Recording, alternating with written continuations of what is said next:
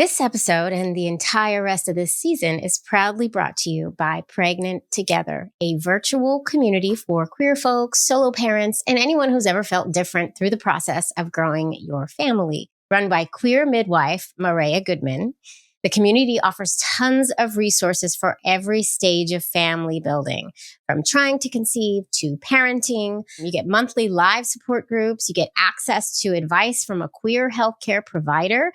And best of all, you get connection with a community of folks going through the same ups and downs that you are. I love this. I really do. And guess what? Listeners of the Queer Family Podcast get their first month for free, y'all. So you're going to click the link in our show notes to get your free month and get started now. Come on, build that community. And to learn more about it, you can check out www.pregnanttogether.com. Go get in those communities, y'all. Love is love on the Queer Family Podcast. Love is love. I think, just saying because you have a genetic predisposition for something doesn't mean that you should be, not have the opportunity to contribute your genetic material. And then, it comes down to like giving people the choices that they want when building their family, just like race. And, you've talked about race on this podcast a lot. And I just wanted to bring that like disability aspect to it too, that, those choices are even more limited. I don't think you're going to find a donor with a disability.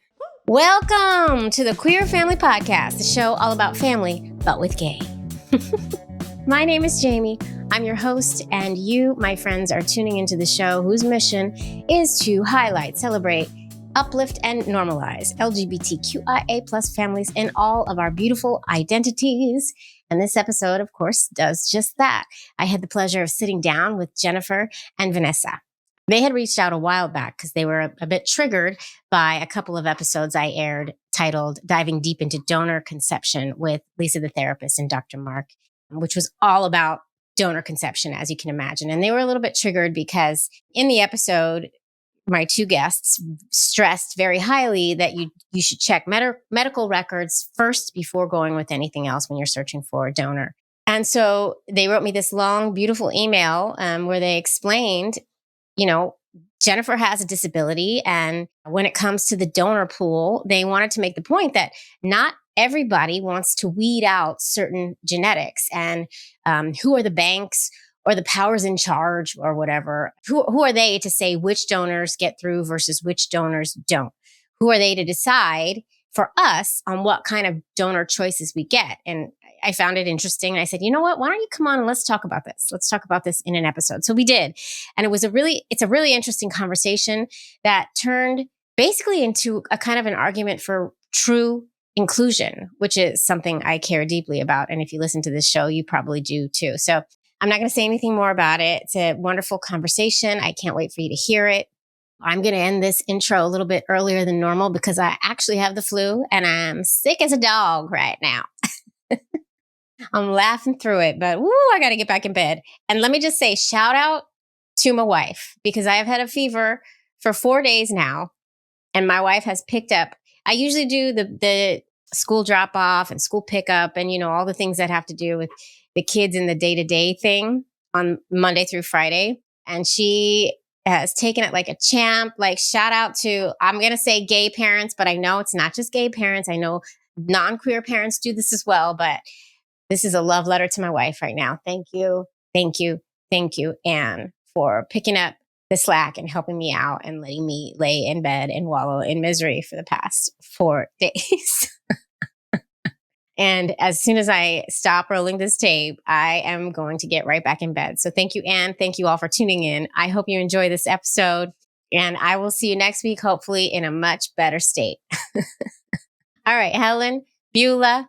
They've, you know what? Helen and Beulah have really picked up the slack too. Now I'm just feverishly talking. They've really picked up the slack too. I mean, they even made me a cup of coffee this morning. Can you believe that? Made me a cup of coffee. They made it wrong, but still, they're making efforts too. And Nicole as well. Everybody, my whole community, please roll that tape. Thank you so much.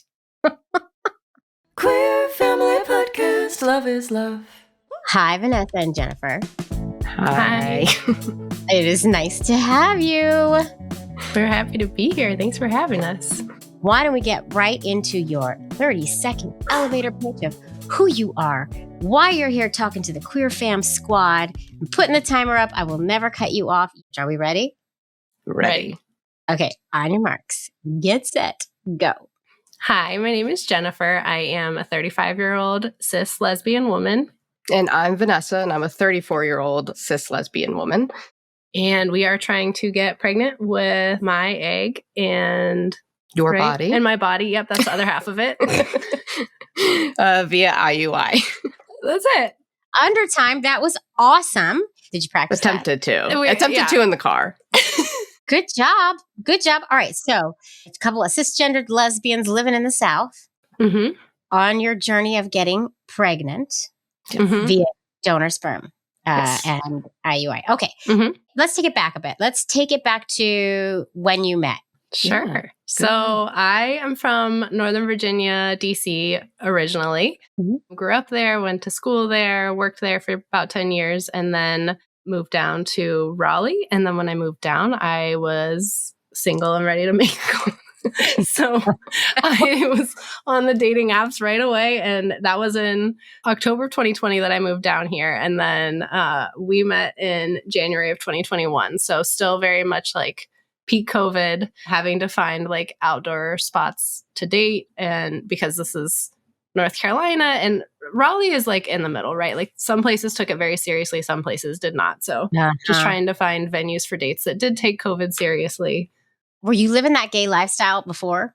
Yes, but I was very late to come out. I did not even realize I was gay until I was 31. So I had only dated one other woman seriously before moving down here.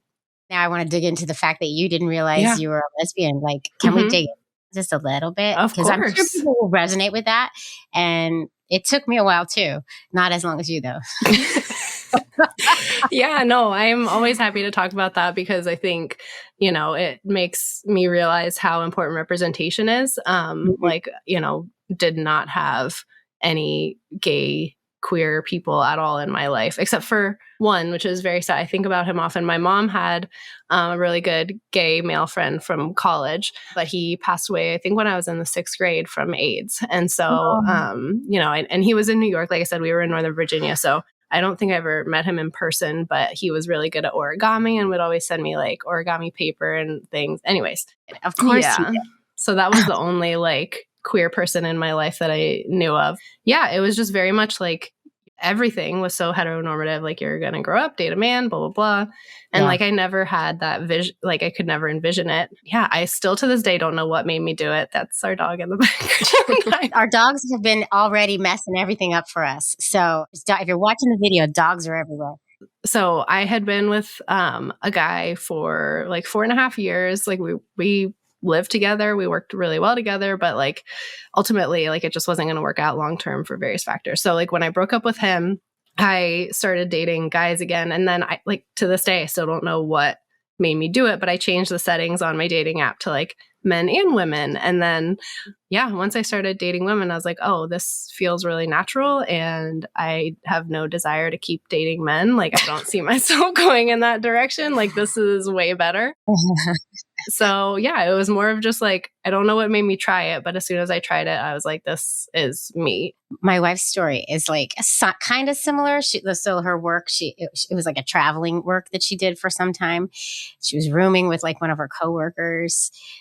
They roomed together a lot. And then like, she's like, the way she describes it, she's going to be so annoyed at me telling the story. And I'm probably going to get something wrong. And then she's going to come home and be like, oh, so that's how it happened.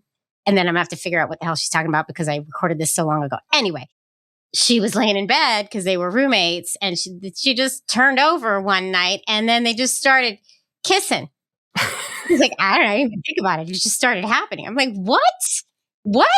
I was so in turmoil the first time I kissed a woman. Like it was like okay, I'm going to do this. You know what I mean? So it's just, listen, all of our stories that's why representation matters. There it is. Mm-hmm. Yes, there it is. Absolutely.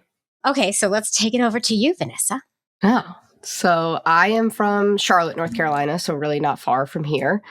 I don't think I ever came out. I have a gay older brother. It's just the two of us. And he did all the hard work. He did the sitting our parents down and coming out, and that went so well. It just wasn't really a thing. And so I don't know. And I work in, this is going to be so stereotypical, but I work in women's professional soccer. Just caveat, not all of them are lesbians, I promise. But it would be nice if they were, because it it's would hot. be, right. So you never really came out, but like, did you know you were gay your whole? Yeah, I dated one guy in high school. We dated for like 5 years, but it felt very, I mean, I'm not going to discredit him at all. He was a lovely human. And I think at 15, you convince yourself because everybody tells you to, but that's the path you're going to go and you're in love, but I was not. I mean, and then it wasn't till college that I started figuring myself out, but then I ended up moving. I moved to West Virginia to work and then Texas to work. And it just felt like every move I had to go further and further into the closet because I never felt safe, especially in Texas. No. And that was in 2015, 2016. So right as Trump was being elected. Then I took the job in North Carolina to be closer to home. And while the environment for statewide didn't always feel like the most inclusive, working in women's soccer did. I mean, it truly, everybody knew, just, I guess, from the conversation with me when I got to work. I feel like in women's soccer, the assumption is the opposite. Like you assume that everybody's just gay. You're surprised when they're straight. You know what I mean? Yeah, you're like, oh, you have a boyfriend? Oh, yeah. No, it's like bummer. Yeah. So when we met and I knew that it was definitely something serious, and I was head over heels that when I called my parents and was like, well, I am bringing somebody home. Her name's Jennifer. And they were like, great. Yeah. There was never So there wasn't really a big deal about about it. Shout out to my brother, Eric, for paving the way. Good job. How much older is Eric? 2.5 years. Oh, okay. So you were pretty close to in age. Okay. Awesome. So you meet on a dating app. Yeah. Bumble. I've never done the dating apps because I'm old and I'm also a serial monogamist. So I was not good at it. I mean, I will give all credit to my best friend. We got on the dating apps at the same time. She's straight, and we were just messing around, really seeing what we could do. And I came across her profile and froze. I was like, oh, wow. And my best friend was like, just swipe. And I was terrified. I was like, no, there's no way I'm going to swipe. Like, it's just... And so that I did, and it matched, and I almost fell off the bed. I was like, no way. All right. So you meet, and you're in it to win it. Is there a marriage? Do you get married? What happened? Yep. We're pretty typically lesbian in that. Like, we met in January of 2021, and we were married in December of 2022. So U-Haul situation. A little bit. Yeah. Yeah. I will say, like, we started looking for engagement rings like 6 months in. It was pretty fast. Yeah. Oh my God. Who proposed first? I did first because I was like, I would like to. Yeah, I wanted to be that. And then we went to our engagement photo shoot, and she surprised me and proposed back. So I love how we be doing us queer folks. Yeah, that's fun. Okay. Yeah. And I love that you have to ask who proposed in our relationship. That's, there's so much to learn. You get married, you do the thing. And when do babies? I feel like babies were already talked about. And when did the talk of babies come in? Our second date. Well, I don't think it was like in the way of, I want to have kids right now. It was more like, I'm going to test the waters and see. Yeah. Because if we're not compatible in this, we're going to have to walk away. Right, exactly. And so I think one of us broached the subject about how we both really had a strong urge to adopt. I had always felt that way. I don't know what it is. I've always felt like adoption is or was going to be the route that I wanted to take. And so then when I brought it up with her and she said the same thing, I was like, is this normal or real? Or like, what are the chances that we had found each other in that sense? Yeah. My experience, both dating men and women, it was impossible to find somebody who was willing to have a non-biological child, and to find somebody who didn't care about that at all. I was like, finally. So, yeah. Oh, okay. That was amazing. Fast forward, obviously. Yeah. Okay, go ahead. Yeah. So it's interesting.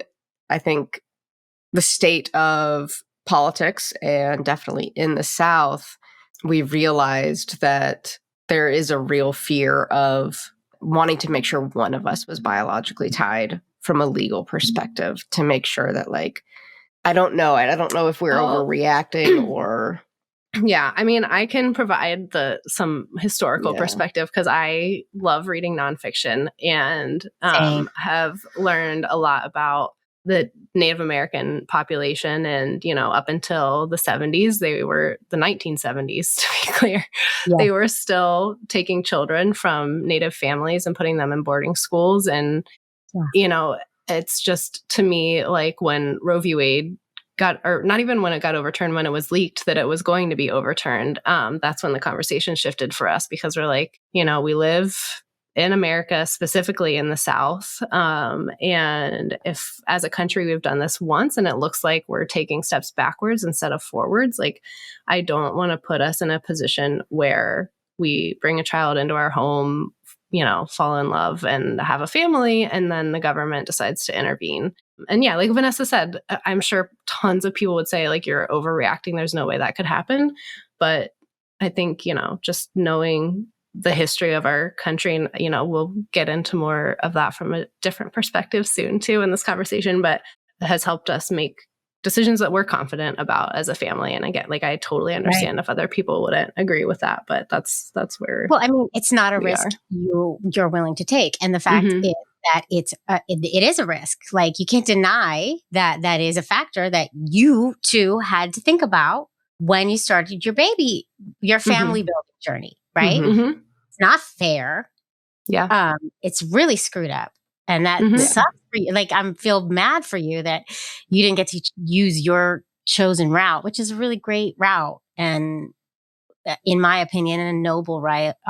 And, there's so many children who need homes and all the things. So I think our overall goal and hope that we're definitely put out in the universe now is that we are able to get pregnant and have, I know I'll have to go through the adoption process and everything like that, but that she would have the baby. And then after that, we would open our home to more of like a foster situation or foster to adopt. That we do know that reunification is the goal in those situations, and we're all for that and supportive of that. We just would like to provide a safe home for kids, because there are a lot of children out there who need that. So I think the goal would be to start and have one, and then hopefully from there. Yeah, take it as you go. You take it as you go. Yeah, Vanessa was always more open to the foster route. I was more of like, I at least want one child that we can call our own and raise throughout the whole life cycle. And, I also think too that like, this may sound really weird, but, I think we need some like parenthood practice before we open our home to like foster kid. At least if you start with a baby, you can like figure it out and the baby won't really know what's going on. But I'm like, if we just start like go from zero to bringing like a 6-year-old in our house, and the 6-year-old can definitely tell like you guys have no idea what you're doing. Like, I don't think we're ever going to know what we're doing, but true. Nobody ever knows what they're doing, but I at least don't want to put some poor foster kid who already has enough going on in their lives through us trying to figure out basic parenting stuff. So you switch plans, you pivot. We pivot and kind of have to start from scratch and figure out like, how do we start the process? And actually that's how I came across your podcast. Was I was looking for any sort of information, and fortunately, I don't know, there's only one, and you're an amazing podcast and you've helped us so much. But I'm like, man, there's nothing out there for us. It's sparse. It's true. It's a sparse. Yeah. More now. They're popping up, but it's still a sparse landscape. Okay. So you start listening to this here show, and what do you do? Started reading books. Shout out to, you've had Liam on your podcast, I know, at least a couple times. So read their book, Queer Conceptions. Queer Conception. Thank you. Yeah. And then Baby Making for Everybody. Yep. You also had them on your podcast. Yeah. And then we had to have the discussion, I guess everybody has, of who carries, which was another little fun wrinkle. I was diagnosed with endometriosis a couple years ago. I had to have a very real conversation with my doctor of plans. I had the ablation surgery once. They put an IUD in at that time. I am somebody who can't have birth control. It just no matter what it seems to be, it makes me suicidal almost. Like it just really messes with my emotions. And so that was the best option to help you with endometriosis, but my body just was rejecting it.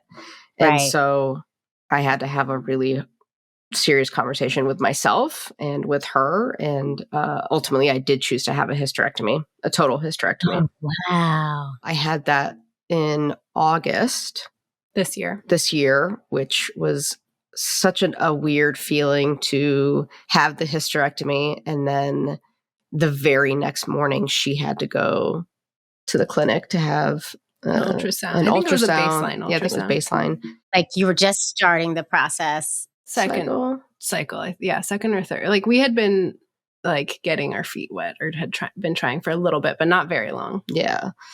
And so it was very weird. Yeah, totally. That's an experience. And that's also an experience that's pretty unique to our queer families, right? You know, I mean, the beauty is you have a wife who can carry a child, which is beautiful. And then it's also, you know, you don't have, you know, you had a hysterectomy, so you don't even have the option. And so you're going to watch your wife go through it. So that's another aspect to think about. I felt very good about the decision.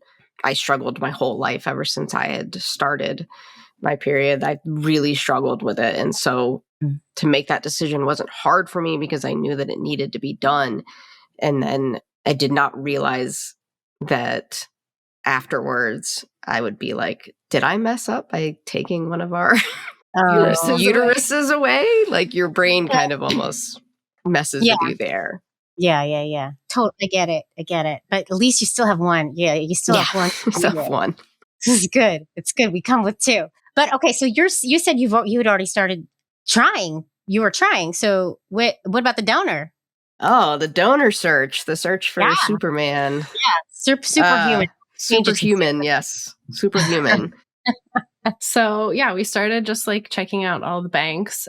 I think the two criteria that we were focused on were CMV status, and she is part Mexican. So we wanted to try, and since we knew we were going to be using my egg, that we wanted to try and have the donor match her as much as possible. So we did find one donor that has the same like heritage makeup as you, which is half Mexican, half Irish. So we're like, perfect. Awesome. Yeah. And then, you know, not to call somebody out, but somebody's on the shorter side. And so she also was like, if we can get a tall donor, that would be great too.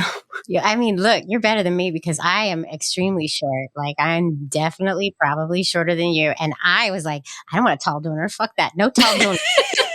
I don't want these kids to be towering over me. No, thank you. Like I was so selfish. That's so funny. That's really funny. So good for you. Yeah. I was like, this is it. It's like such an interesting thing because we had never thought about doing that. And then you get on those sites and it's very overwhelming. Yep. There's a lot of choices. There's a lot of choices and you're kind of like, well, actually, like I do feel comfortable as long as I think the CMV status was something we didn't know about. We had to learn about and make sure that was fine, which then narrows it down for you quite a bit. And yeah. Also, just for everyone at home too, I do believe because my wife and I didn't do anything about that CMV status at all. And then found out like after we already had our sperm that, oh, you should think about that. But there is a shot they can give you or whatever. Oh, very cool. I think I'm talking about the right thing. God, I need to do some research. But yeah, both of us were like wrong for the donor or whatever. So we had to have this shot that like.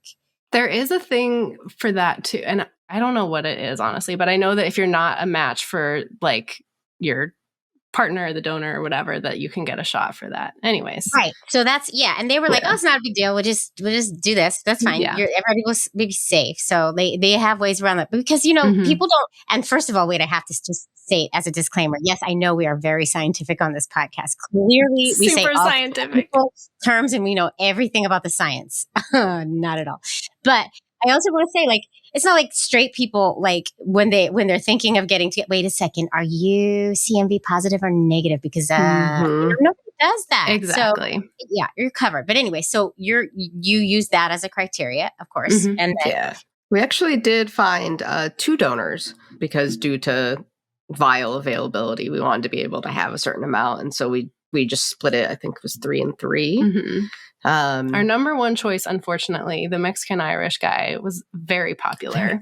You have to call, like, you have to sign up for alerts, and you have to call in under a half hour when you get that alert. Otherwise, he is sold out. Yeah, his stuff is done. But like you've talked about before, because there's like such a, lack of racial minorities in donors that, that probably has something to do with it, that he is part Mexican. Yeah, it narrows it down pretty quickly when you're going towards something that's non-white, right? Yeah. So it does. It narrows your search down tremendously in many instances, which is sad. But they are working towards more equity in that, and they are working towards more diversity. Who knows how long it's going to take? But yeah, that is a thing, 100%. I should probably just go ahead and switch over to this because clearly it's already affecting me. Yeah, go ahead. So I have epilepsy, and I should have said that in our little 30-second intro too. So like a lot of neurological conditions, there are triggers for it. And so I'm getting over COVID right now. And so just like being sick and having like energy depletion triggers that. So every time I'm like, wait, what was I saying? That's like me having a little absence seizure because I just cannot. Oh, wow. Yeah. Okay. Usually it's very well managed, but right now it's definitely not, I'm not at my strongest. So anyways, but that was something going into it too, that, before we started anything, even before searching for donors, the first thing I did was make an appointment with my neurologist because certain types of certain type of epilepsies are genetic, some are not. So that was one thing, is this something that we need to be concerned about from that perspective? Like, what are the chances? Because like I said, mine is very manageable. I don't think I would mind having a child with a type of epilepsy like I have, because it is so easy to control with medication. However, for some people it is very debilitating, and it's a totally different situation. So, I was like, what could that look like from a heritable aspect? But then from also being pregnant, I was like, is it even safe for me to be pregnant? Because ever since I started my period, I was told like, you can never be on hormones because that lowers your seizure threshold. And so I always had a copper IUD for birth control. And so, I was very concerned about like, can I even be pregnant? And then obviously like being in a same-sex relationship, they're like, oh, are you going to do IVF? Because you might want to be concerned about like using those hormones. Yeah. So that was really where we started when we did decide to change from adoption to conceiving. It was like, is this even a possibility between her endometriosis and my epilepsy? It was like, what are our options? What does it look like? Even with 2 dang uteruses, look at us. Yeah, exactly. You can't win them all. So, no. Okay. So, what did you find out? And let's dig in. Let's do this. Yeah. So, in my case, the neurologist really was like, aside from IVF, like aside from the hormones, like the type of epilepsy I have is not genetic, or most likely not genetic because of the type of seizures I have. Some women with epilepsy, when they get pregnant, that's actually like a temporary cure for their epilepsy. My neurologist was like, I know one woman who had 5 kids just because she enjoyed being pregnant so much because she had a break from the seizures. And the neurologist was like, you need to stop. You need to stop having kids just to not have seizures. I mean, it varies by person, but she was like, there aren't any like inherent concerns with you getting pregnant. There also wasn't a ton of research we could find. Yes, because not only is there neurological disorders, we're still learning so much. Like the brain is still like a new frontier in science.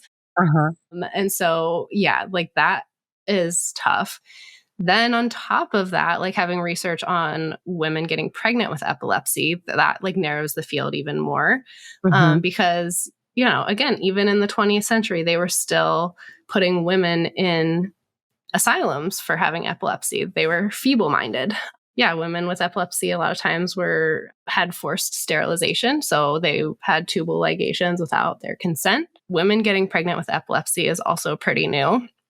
And then you add in the factor of us being a queer couple, using donor sperm and like which method, IUI versus IVF, and the hormones and all of that. Like our options for good research were just so limited. I've seen 2 neurologists, unfortunately. My first neurologist was a lesbian woman, and then she like moved to Asheville, and I was like, no, A you're safer place in North Carolina.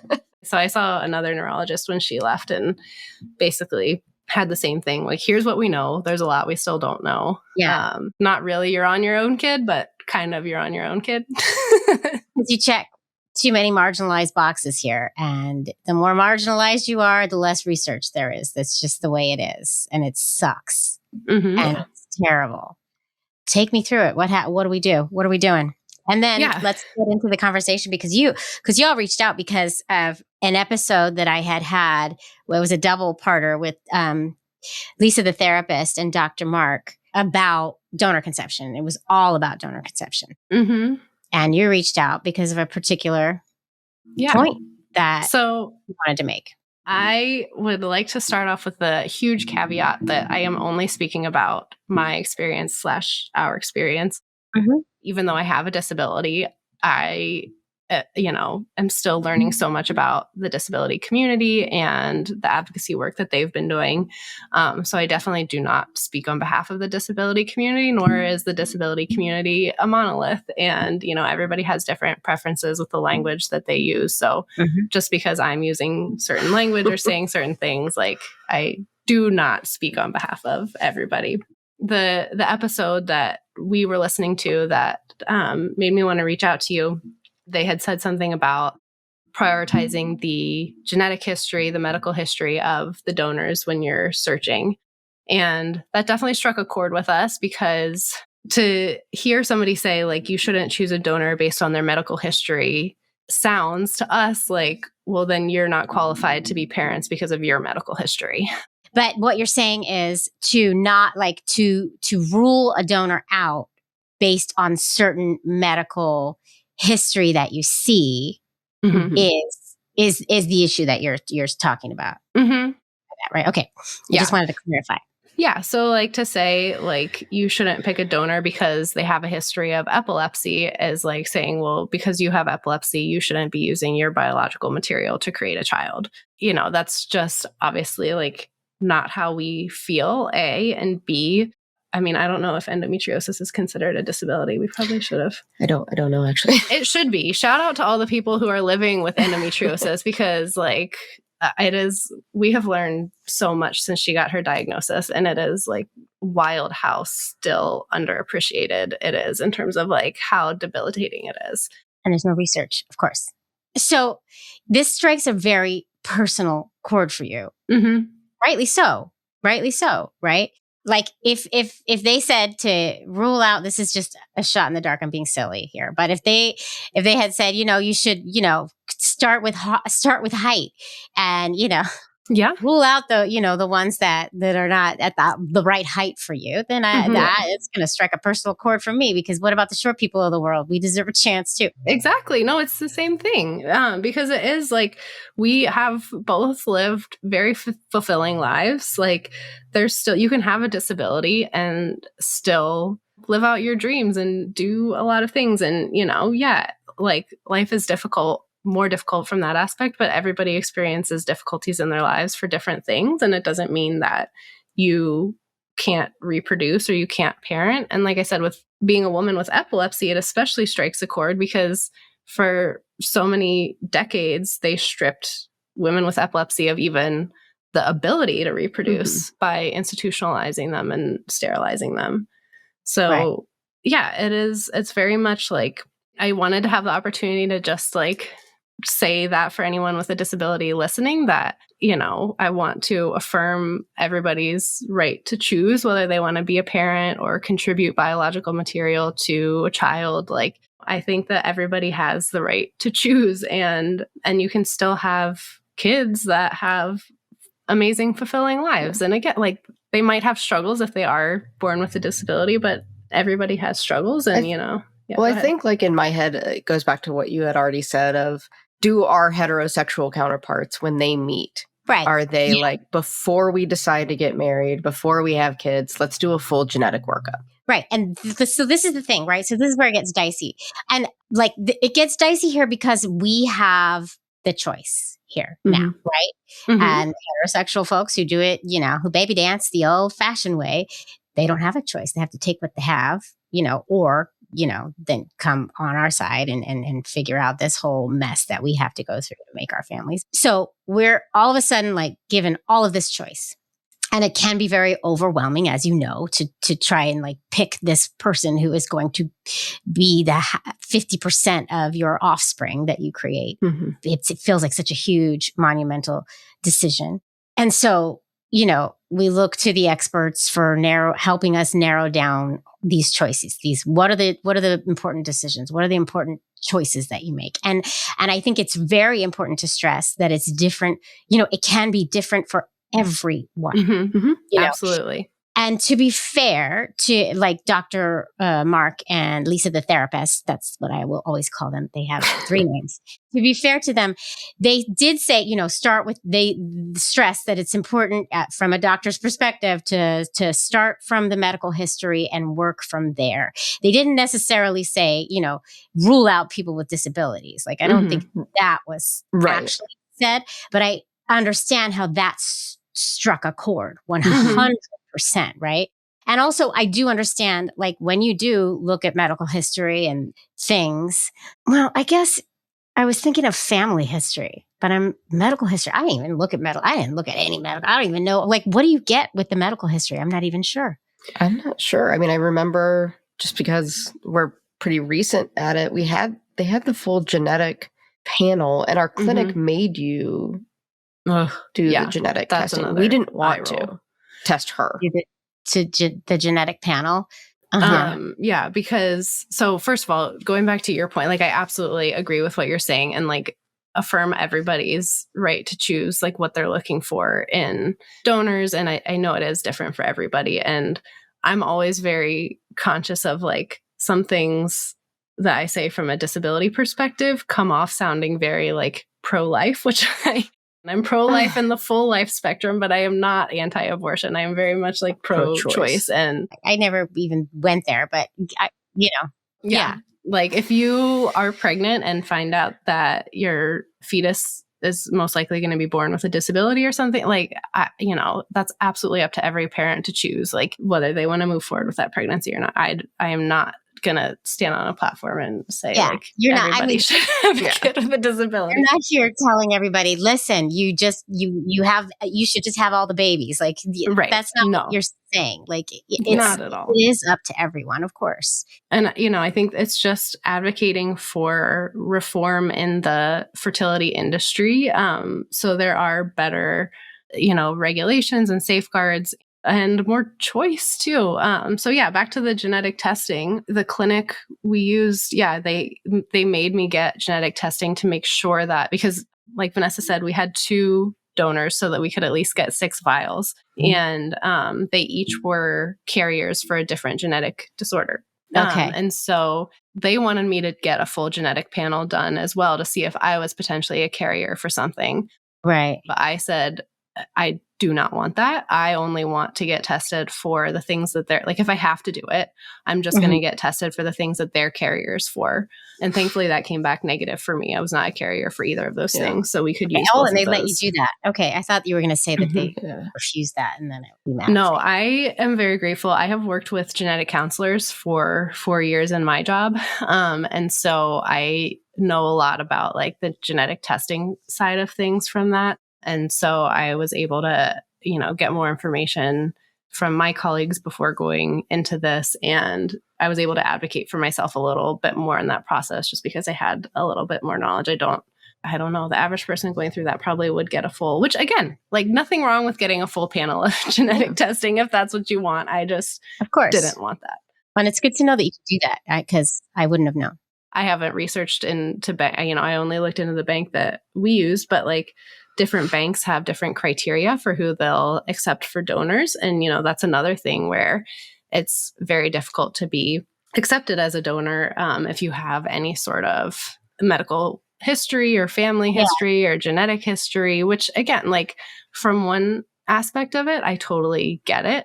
But other things are very ableist. Again, I'm hesitant to say this because I am not deaf. I don't know anyone who's deaf, but I've heard that like people in the deaf community see it as some of them, maybe not all of them, see it as a culture. So I can imagine if there were like a deaf queer couple that they may want a donor who's deaf or, has that genetic predisposition to being deaf because they see that as a culture. I am hesitant to say all this because I don't know, and I'm sure it varies by person. I don't think it's like is true for everything, but I think, just saying because you have a genetic predisposition for something doesn't mean that you should be, not have the opportunity to contribute your genetic material.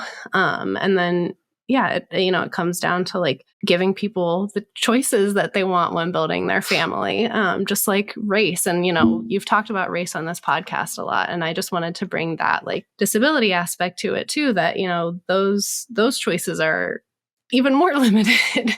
I don't think you're going to find a donor with a disability. No, I think you're right. Because even when you were talking about, the medical records and the fact that you have epilepsy and, if a donor has epilepsy, I'm thinking in my head, I wonder if there even would be a donor who had epilepsy. I don't know, though. That is a question I don't know the answer to. I don't know if there are non-hearing donors. I don't know if they,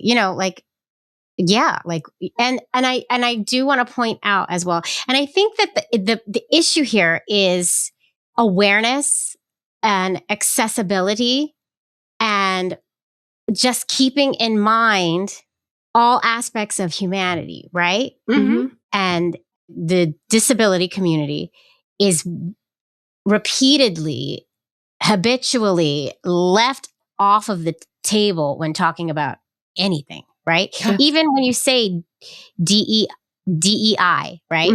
You should say DEIA, right, for accessibility, but not everybody says that. And not everybody goes to DEIA training. They go to DEI training.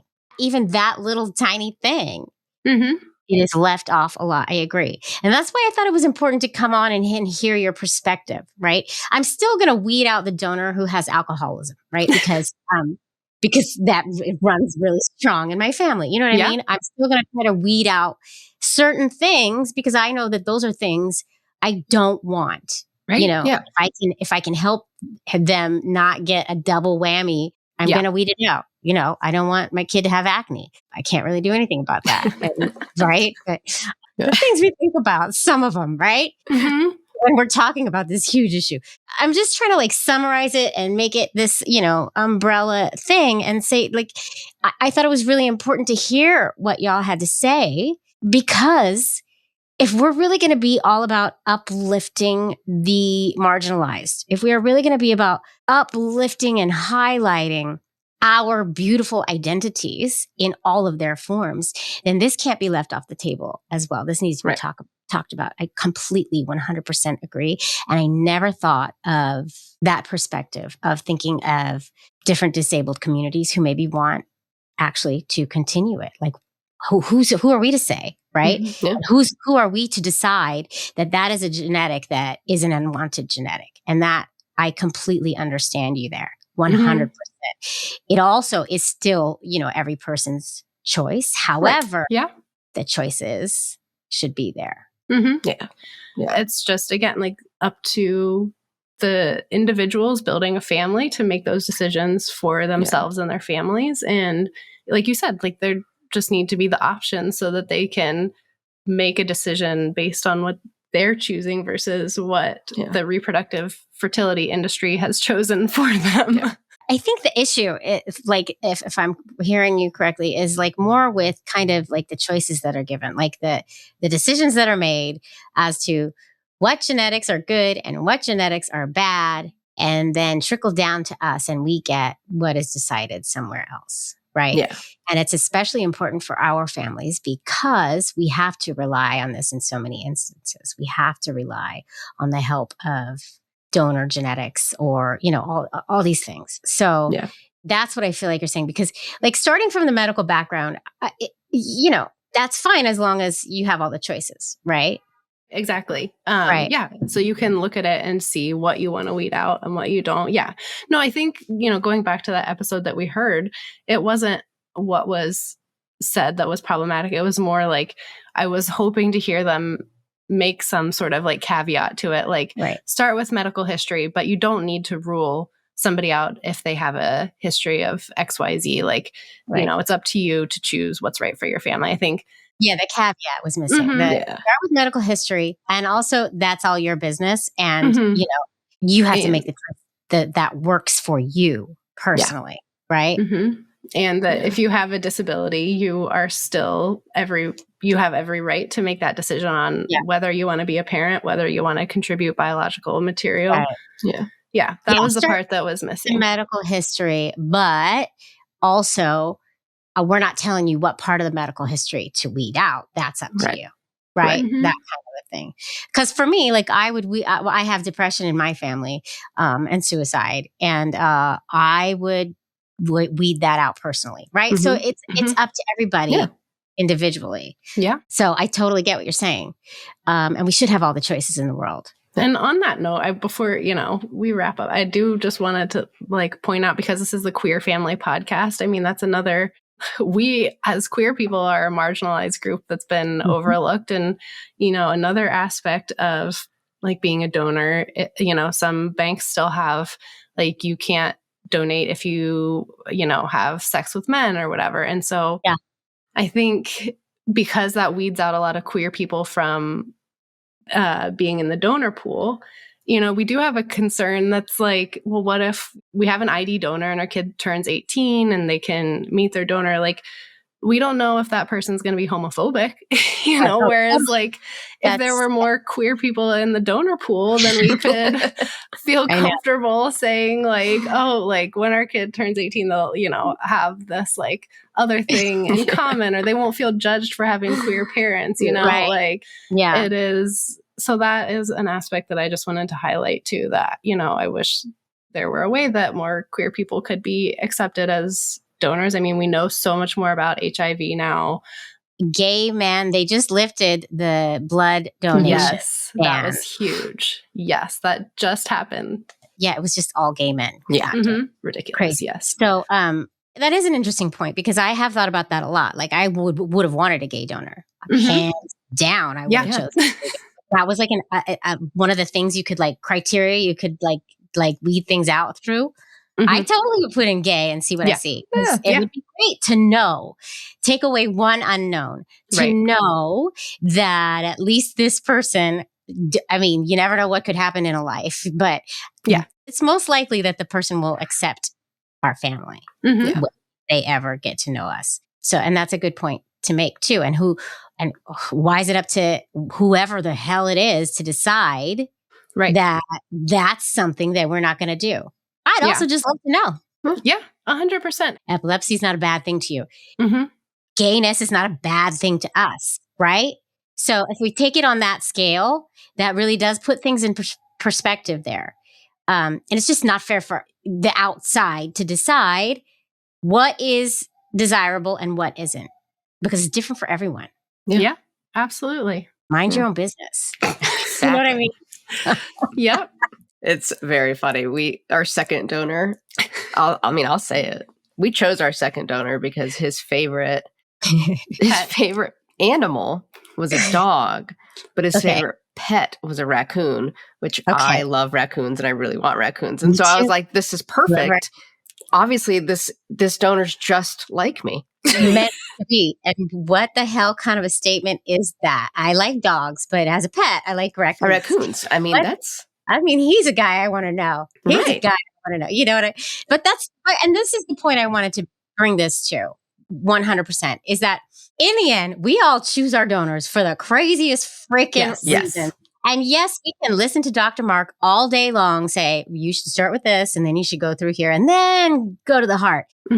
I'm going to tell you what, I bet you 95% of us start with the damn heart and then get stuck on that heart and overlook a lot of the medical things and the things that we said in the beginning. No, wait, I don't want that. We can't do that, right? It comes down to a heart decision, because we're making one of the hugest decisions of our lives. It feels like, especially, when you're in the process. And it is, because you're creating your freaking child. Like, you're creating half of the genetics, right? Mhm. So it's huge. It's monumental. And however you need to make that decision, you go ahead with your bad self. Yes. It's nobody's business except your own. And I know I didn't prioritize medical history. I don't even know. It's like I said, did I even see the medical history? I don't even know.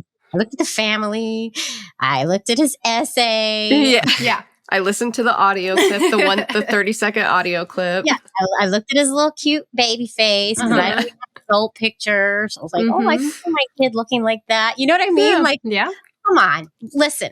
I bet you anything. Like 95% of us go with the heart, and and then we trickle down from there, and that's okay too. Yeah, I mean, if you think about it, like, again, talking about our straight counterparts, like, that's how they choose a partner anyways, is on the heart. And so why shouldn't we also be afforded the same opportunity? Yeah, I want to say something that my previous co-host and co-founder, Robin, used to say all the time. She used to say that, listen, if I did it with, if me and Mary can make a baby together, they would have my alcoholic genes and her, and my big German butt genes and her something or other and her something or other, but we wouldn't care. Yeah, right. Because we love each other and we want to make a baby, right? Yeah. So that's really what it comes down to. The thing is, we get all this choice shoved in our faces. Great. And it's wonderful that we even have the choice, right? And then we get a little crazy. And sometimes we forget to include everyone. Mm-hmm. And so that's why I really wanted to have you two on, like, to come and bring this perspective in, because who are we if we're not including our community of disabled people? I think, I'm supposed to say it like, people have different preferences. Right. So, yeah. So if I have offended anyone with any of my terms, I apologize, and feel free to reach out.